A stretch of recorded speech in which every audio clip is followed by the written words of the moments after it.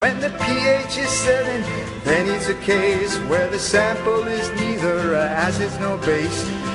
But less than 7, it's an acid, we say. More than 7, it's a base all the way. Welcome to another past HSC exam question videos. In this video we're going to cover this exam question, which comes from the Ester chapter.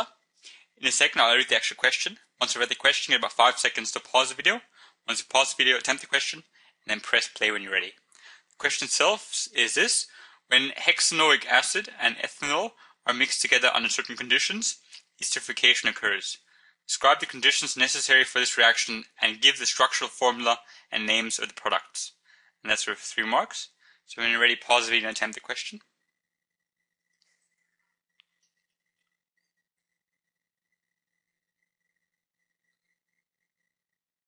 Welcome back. Right, for this question, you need to realize it's worth 3 marks. And obviously it's asking you to describe the conditions necessary for the reaction to occur between ethanol and ester.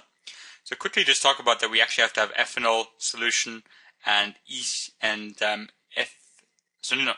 and hexanoic acid, which are our alkanol and an alkanoic acid. We have to have them in a flask, so they have to be together. Then what we also have to have is we have to have sulfuric acid, which is our catalyst. And ideally we need to have a bit of time for it to all happen, and we should have our reflux condenser to make sure we actually can condense our ester. So these would be the conditions necessary, and obviously you should also make the write the structural formula for the actual product and name the products. So what I wrote is the hexanoic acid and ethanol are added together into a flask. So this is the first part. We need to make sure that the alkanol and the alkanoic acid are added into a flask, and then a few drops of sulfuric acid are added to the solution. So this is our catalyst. Heat is added. Oh, sorry, I forgot the heat. We also need to have our heat as well. Heat is added to solution, and the ester is allowed to condense under a reflux condenser. So we've got heat, we've got a reflux condenser, and this process may take up to an hour. So we need to have time as well. Time, heat. We need to have our reactants, hexanoic acid and ethanol, and we need to have our catalyst, sulfuric acid. So for that you get 2 marks, and you get a mark for the structural formula and the name. In that case, I'm just going to draw it quickly. So the first part is hexanoic acid, which is 6 carbons. That's hex for 6 carbons. 1, 2, 3, 4, 5, 6. Then most of them will have their hydrogen coming off.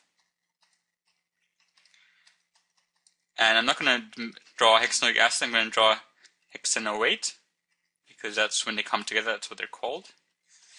So this is the hexanoate. We've got an oxygen double bond here, and we only have an O here. So this is the first part, this is the hexanoate.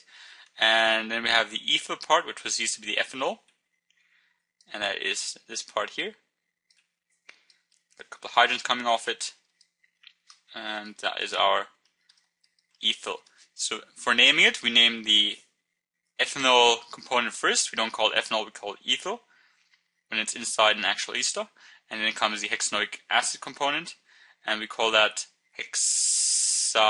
And that can be space in between those as well. It's called ethyl hexanoate, but we are not finished because it says we need to talk about the products. Another product is H2O, so it's oxygen and hydrogen, and we call that water. And that will get you a mark as well. So now 3 marks, it's worth 3 marks, you get your 3 marks for that. Where that question come from? It came from these 2 dot points. So identify the IUPAC nomenclature. So that's why you need to know what these hexanoic acids and ethanols, what they look like in terms of structure, especially when they come together to form an ester. That's that dot point.